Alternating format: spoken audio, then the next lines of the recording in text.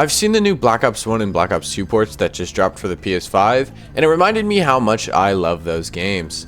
The countless nights I spent playing Black Ops 2 Zombies until the sun came up are memories I'm very, very fond of. And I heard that the player count for these ports were unprecedented, with recent reports suggesting as high as 5 million players. I love Plutonium on PC. It's great. But there's just something about playing on the official servers with voice chat and controller and everything else that I'm just really nostalgic for. And I already have a PS5 for those few PSVR 2 exclusives, and I guess Astrobot now, so I figured, fuck it. I already have the $500 console, let's get some use out of it. I own Black Ops 2 on my PS3 digitally, and on Xbox, the 360 games you own carry forward. But, sort of as expected, my copy of BO2 on PS3 does not matter at all when trying to play these new ports. Pretty annoying, but kind of expected, and to a degree understandable, as some serious work had to go into these ports, considering the PS3 had its SPU chips and was a whole different ballgame. I go to buy the ports on my PS5 and am greeted with a $40 price tag, not including the practically essential $30 DLC. That price is a lot, but if you have PlayStation Plus, the actual price is $30 for the game and the DLC. I don't have PlayStation Plus, so for me, the price to play these games on my PS5 would be $110, including the cheapest version of PlayStation Plus, which does not offer a monthly subscription, only a yearly one.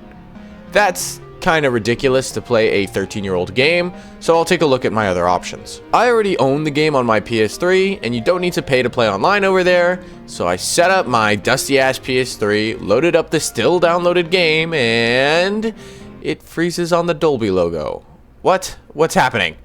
Turns out, if you're just unlucky, I guess, the game will have this bug where it is just straight up frozen, with the only workaround being to sign out of PSN, load up a LAN game, end the LAN game, then sign back into PSN. You also have to do that every time you boot the game.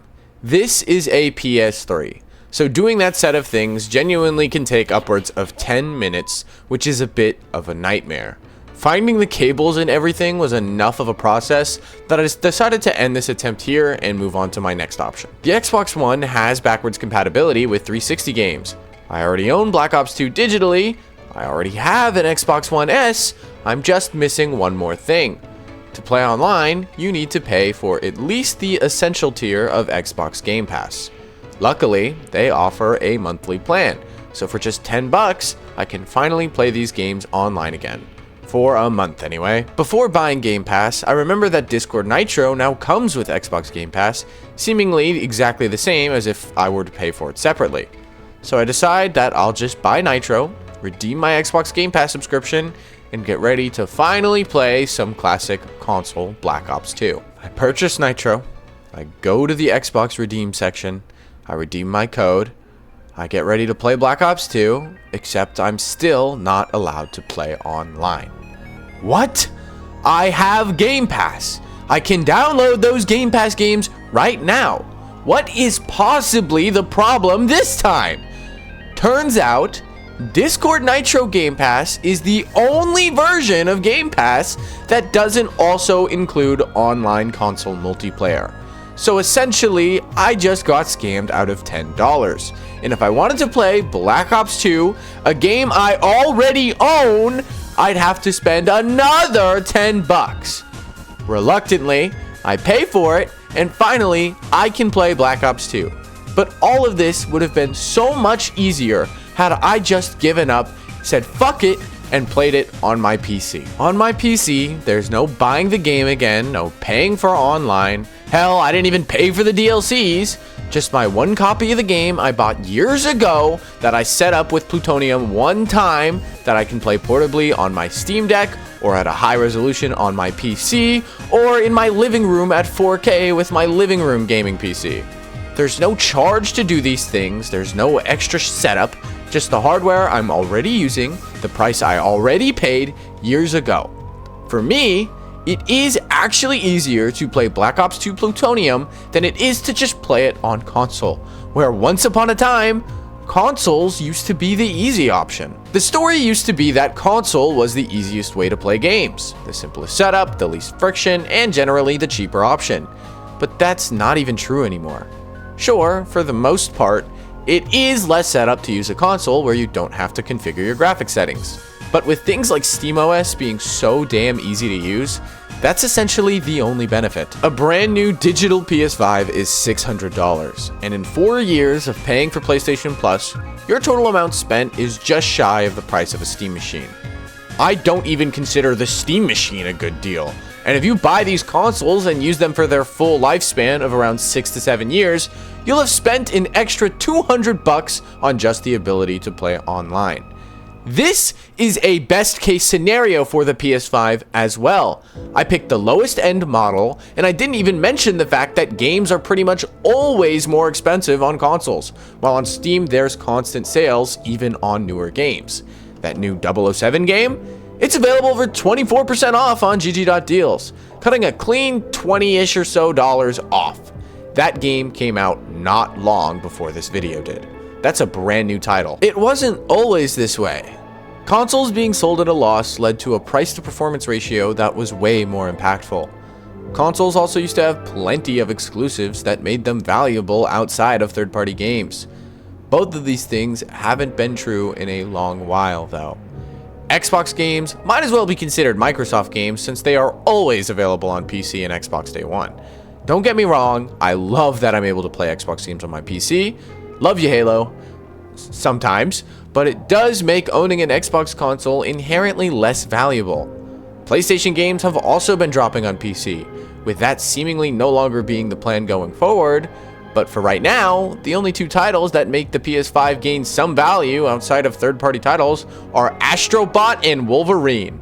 Big games, definitely, but I'd argue the long, extensive list of PC-exclusive indies and mods available easily beats out just those two titles. The only console that I think really holds any value against a PC is the Switch 2. Great price. I know weird people on Twitter like to pretend the Switch 2 is so overpriced, but it's just objectively not. 120Hz, 1080p handheld with a dock and controllers included for around $500 is a fabulous price. Mario Kart World being $80 is ridiculous, but for the most part, the other games are pretty fairly priced. Not every game, but a lot of them. But they also do suffer from the never go on sale syndrome. But the big thing about the Switch 2 that really makes it hold up is the exclusives. As of right now, there aren't that many, but it's got a bright future. Donkey Kong Bonanza is absolutely fantastic, and the long library of Switch 1 games is pretty great and nicely enhanced on Switch 2. You could emulate those Switch 1 games on a PC, but the Switch 2 is genuinely a much cheaper way to get into those games if you don't already have a powerful PC, and also enables you to play Switch 2 games at launch. Something you won't be able to do on a PC for a long while, as the console hasn't even been initially modded yet, let alone start on emulation. The price of online is only $20 a year, which is the price of just 2 months on Xbox. I still don't like paying for online, but again, this is much more affordable and doable, and it does come with some retro games too, which is a nice plus. But generally, it feels like consoles are focused on being high-end experiences, with the price being secondary. But once upon a time, it used to be the other way around. It used to be, what's the best system we can make within this budget, not how much would it cost to make this system, and I think that sucks. Consoles used to be about compromise. They were cheaper and less powerful than a high-end PC, and that was okay. PCs were the high-end option, paying for more freedom and an upgrade path. But now, everything is kind of flipped on its head. PCs are slowly, actually not even slowly at this point, rapidly becoming the cheap option that also offers you freedom, mods, free online, cheaper games, etc, etc. I struggle to see a reason to buy consoles anymore outside of exclusives. But Xbox doesn't have those, Sony doesn't have those either at the moment really, so why buy a console? Because it's plug and play? Well, SteamOS is as well. If you buy a device running SteamOS, you can just turn it on and play your games just like a console for the most part, with the only exception being having to manually configure your graphics settings once per game.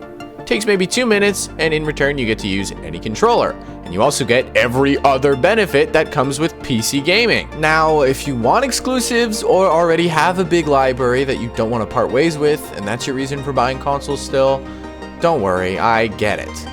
I did buy a PS5 and Switch 2 after all, but if you're maybe on the fence about switching to PC for one reason or another, and those aren't your concerns, my one piece of advice I can give you is the sooner the better.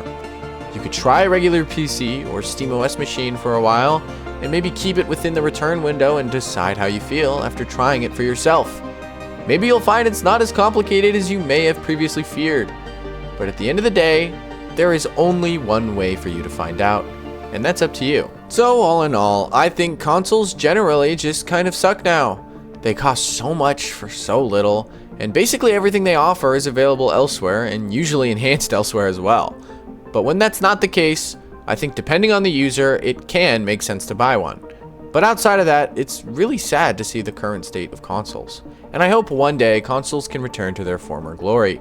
But with these comedically evil CEOs doing things so bafflingly stupid, I fear they may die out as people move to sources that offer long-term security in where they spend their money. Things like PC, where games are downloaded to your system, free for you to do whatever you want with. If the game doesn't have particularly strong anti-piracy, you'd be able to crack your library and play them offline if Steam magically shut down tomorrow. You'd also be able to still get new games from other sources on your PC. That's not the same case for other systems. If the PS6 servers with the console having no disk drive shut down, which they absolutely will one day, if the console doesn't get modded, whatever games you have downloaded is forever what your PS6 will be capable of playing. That is a scary thought considering how expensive all of this is. But at the end of the day, only time will tell, and we'll just have to wait and see what happens. Alright, I'm curious if the comments are going to be a flame war, but I think most people kind of agree with me on this point, so I guess I'll know by the time you're seeing this, because I'll be in those comments, oh trust me. If there's a reason outside of exclusives that you still use your console for, I am genuinely curious to hear about it in the comments. I don't mean that in an engagement farming way, I'm genuinely just curious. I can't ask this question on Twitter since genuine discourse over there is a nightmare, so I gotta ask here. If you enjoyed this video, check out this one where I talk about how VR is inherently limited right now, but still worth it anyways. It's a good watch if you like this one, it's pretty similar. You can also get 10% off any VR game in the Quest store using the link in the description. It's the best way to support the channel outside of subscribing, which you should also do. Thank you so much for watching this video, and I'll catch you next time, fat bitches. Lops and kisses!